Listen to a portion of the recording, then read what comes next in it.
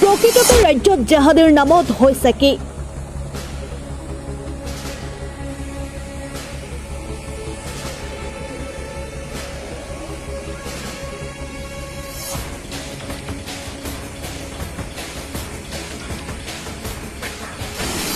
কি কাৰণত বঙাইগাঁৱৰ মাদ্ৰাছাত বুলডোজাৰ? চাওক আমাৰ এই প্ৰতিবেদন।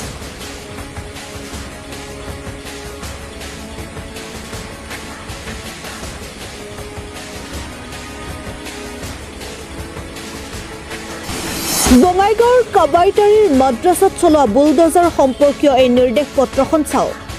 আচৰিত ধৰণে কপিখনৰ ক'তো মাদ্ৰাছাখনত জেহাদীটো দূৰৰে কথা, তেনে কোনো সন্দেহজনক কাম কাজ চলাৰ কথাও উল্লেখ কৰা নাই।